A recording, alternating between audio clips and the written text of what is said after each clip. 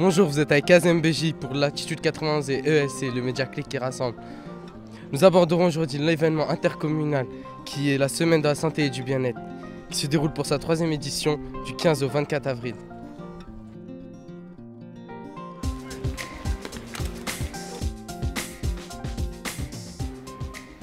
Bonjour, nous sommes avec le proviseur du lycée Georges Brassens, M. Franck Gousset. Bonjour M. Gousset. Bonjour Azem. Alors comment démarre cette journée de la Semaine du bien-être et de la santé ? Alors elle démarre très bien, en plus nous avons beaucoup de chance, nous avons le beau temps avec nous, tous les intervenants sont là, la semaine a été particulièrement bien préparée par Madame Da Silva, l'infirmière de l'établissement, par les 3 CPE et puis grâce au soutien logistique de l'atelier Santé-Ville représenté par Carole Stéphane et Cécile Chalet.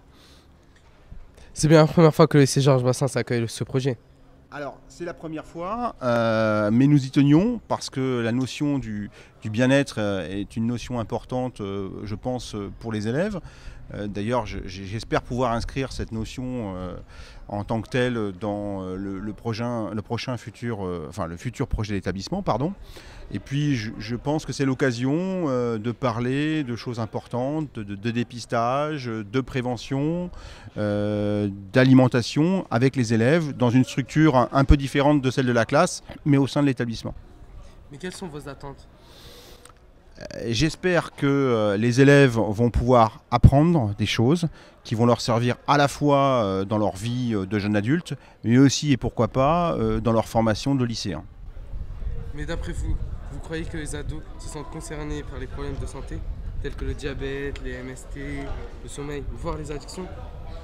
Alors, je pense qu'ils sont concernés, même si certains ne l'avouent pas ou ne se l'avouent pas à soi-même.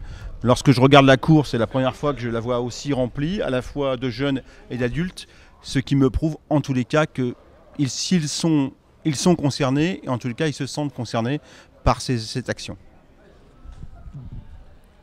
Et faites-vous attention à votre santé, vous ? J'essaie de faire un peu comme tout le monde, attention, même si je pense que je pourrais y accorder plus d'attention que je ne le fais aujourd'hui. Enfin, ma dernière question, est-ce que vous pensez que vos lycéens étudient dans un contexte de bien-être ? Je l'espère. En tous les cas, nous nous efforçons au lycée Georges Brassens, comme dans tous les établissements, de faire en sorte que les conditions de bien-être soient au rendez-vous, ce qui n'empêche pas qu'il faut que nous continuions à travailler, à réfléchir avec tous les acteurs de l'établissement, mais aussi avec tous nos partenaires, pour améliorer le bien-être de nos élèves, parce qu'au-delà du bien-être, c'est aussi la réussite de nos élèves que nous visons. Merci beaucoup Monsieur Gousset et bonne continuation. Merci à vous Azem. Donc, je m'appelle Julien, je suis moniteur à la Croix-Blanche et donc je suis ici dans le cadre de la journée demandée auprès de lycée Georges Brassens. Alors on présente plusieurs choses, donc moi ma partie consiste à parler de la personne inconsciente qui respire pour indiquer comment voir une personne qui est inconsciente, comment voir si elle respire et ensuite quels sont les gestes à faire. Et ensuite mon collègue à côté voit tout ce qui est la personne inconsciente qui ne respire pas. Et après on parle de tout ce qui est protection et de l'alerte. Voilà, c'est une formation qui est très condensée puisqu'on n'a qu'1 heure par groupe, sachant que la formation de base dure minimum 7 heures. Et sur ces 7 heures on voit tous les gestes d'urgence auxquels on peut être confronté. Ah, c'est juste un petit aperçu. Ouais, en fait c'est juste un aperçu parce qu'en 1 heure on peut pas tout voir quoi. En plus les gens pour comprendre le geste doivent le pratiquer, donc il y a un minimum de temps qui est de 7 heures qu'on n'a pas, mais ne serait-ce que voir 1 heure par petit groupe, c'est mieux que de ne rien voir quoi. Comment tu t'appelles ? Gersin de Souza. Gersin, tu es en quelle classe ? En terminale TVPAE, option système électronique, numérique, dans l'audiovisuel. Et qu'est-ce que tu as appris parmi ces activités proposées ? Là. Des choses intéressantes ? Là, je vois des choses intéressantes, comme le sport, le foot. Là, je vois, ils se donnent. L'effet de l'alcool, qu'est-ce que ça fait l'alcool sur l'être humain ? Les visions, tout ça. Je vois que c'est vraiment... On voit vraiment trouble au niveau des yeux, tu vois. Et je vois que c'est pas bien pour nous, ça détériore la santé. Bonjour, alors moi je m'appelle Jackie, ma collègue c'est Denise. Nous on est là, donc on est une association qui s'appelle Vie Libre. Vie Libre c'est une association d'anciens malades, de l'alcool principalement, mais pour toutes les autres drogues également. Alors nous on leur propose des petits tests, des petits QCM pour qu'ils se mettent un petit peu au point par rapport à leur consommation. Et puis on leur propose aussi d'aller contre les idées reçues comme l'alcool réchauffe, plus on met d'eau dans un pastis c'est moins bien d'alcool, des choses comme ça. Bonjour, je m'appelle Aurélie. Aurélie, donc que présentez-vous ici dans ce petit bus? Alors dans ce bus, on propose la possibilité de se faire dépister du VIH et d'avoir un résultat immédiat. Un résultat immédiat. Les jeunes sont-ils concernés?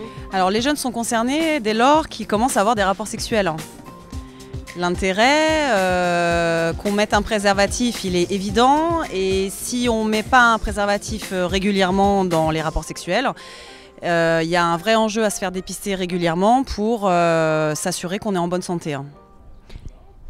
Le dépistage qu'on propose là, c'est un dépistage rapide avec résultat immédiat par on récupère un petit peu de sang en fait au bout du doigt. C'est pas une prise de sang. Il y a des cas particuliers? Alors oui, les jeunes sont concernés par le VIH. On n'a pas de chiffres représentant les contaminations en France, mais le sida n'a pas d'âge en fait. Donc il peut se passer tout à fait chez les jeunes comme chez les moins jeunes. Bonjour monsieur, comment vous appelez-vous? Cédric Marteau.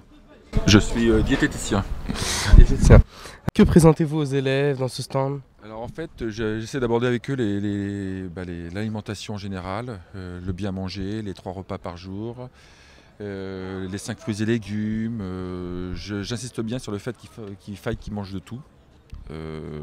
Et j'ai apporté quelques produits qui peuvent poser des petits problèmes d'équilibre alimentaire dont on pourrait se passer, mais pour lesquels je les invite à ne pas les abandonner, mais à les consommer avec modération. C'est des produits du quotidien, ce que je vois. Des produits du quotidien, exactement. Ouais. Des produits du quotidien. Et donc, je leur explique qu'il faut en consommer avec modération et qu'il ne faut pas partir dans des excès, en fait. Nous sommes ici présents avec les représentantes de la ville de Courcouronnes, plus précisément la coordinatrice du projet. Bonjour. Bonjour. Bonjour. Alors ma première question, que veut dire ASV? Alors ASV, c'est dire Atelier Santé Ville. Et est-ce que vous travaillez avec d'autres communes? Avec la mairie d'Évry, où nous avons fait un contrat local de santé. C'est-à-dire que nous travaillons ensemble pour mener des projets de santé sur les 2 villes, Courcouronnes et Évry. Pourquoi avez-vous voulu mettre en place la semaine de la santé et du bien-être? Alors cette semaine santé bien-être, elle est à l'initiative de nos acteurs du territoire qui ont souhaité mettre en place des actions de prévention consacrées à la santé et au bien-être des petits, des grands, des jeunes. Il y avait déjà des choses qui préexistaient et l'idée c'était de pouvoir mettre en cohérence et sur un temps un peu commun toutes ces actions. Voilà, pour pouvoir faire bénéficier au plus grand nombre des actions de prévention. Vous avez un programme très riche en activités, j'imagine qu'il vous a fallu du temps pour tout mettre en place. Tout à fait. Oui, c'est exact. À vrai dire, c'est vrai que ce n'est pas la première édition de cette semaine santé bien-être, c'est la 3e sur la ville de Courcouronnes. Donc c'est vrai qu'on travaille très très bien avec nos partenaires et acteurs et également nos services de la ville.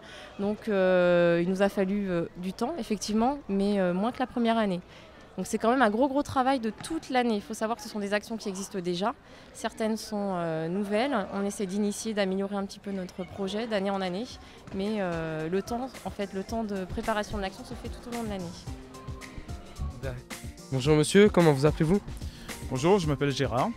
Que faites-vous? Je suis donc médiateur de l'écologique sur l'agglomération Évry-Centre-Essonne.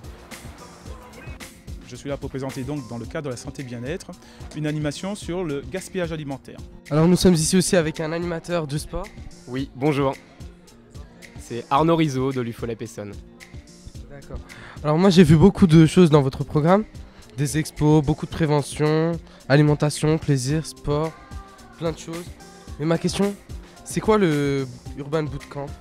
Alors le bootcamp à l'origine est une méthode d'entraînement qui vient de l'armée américaine où les forces spéciales s'entraînaient de manière un peu spéciale du coup. C'est des méthodes un peu directives et l'idée a été de concevoir des méthodes un petit peu populaires pour tous, pas forcément des grands sportifs ou des militaires, mais pour tous ceux qui veulent pratiquer une activité physique et sportive. Et l'idée est d'aller dans la nature et d'utiliser les pompes, les abdos et utiliser le cardio aussi. Donc on allie et le renforcement musculaire et le développement des capacités cardiaques, tout ça pendant 1 heure, 1 heure et demie. D'après moi, dans le monde, on gaspille beaucoup. Et en France ? En France aussi, on gaspille beaucoup. Et il y a pas mal d'efforts à faire par rapport à quelques gestes tout simples pour éviter de gaspiller, puisque ces gestes peuvent être justement de raccommoder les repas, d'éviter de bien doser ses repas quand on fait à manger, et puis bien classer aussi ses aliments dans le frigo. En faisant attention aussi aux dates de péremption, notamment la date limite de consommation et la date optimale d'utilisation. Bonjour madame. Bonjour. Comment vous appelez-vous? Madame Adjandri. Prof d'anglais, je suppose? Oui. Monsieur Reich, professeur d'anglais également. D'accord, moi c'est Azem. Donc je vais vous demander en fait votre avis sur cette semaine. Comment ça se passe? Les élèves ont l'air plutôt enjoués par l'événement, donc ça a l'air de plutôt bien fonctionner. Oui, j'ai l'impression que ça fonctionne assez bien. Ils sont touchés alors? Ils ont bien joué au foot. Ils ont joué à la corde également. Ils ont participé aux différents ateliers, donc ça va.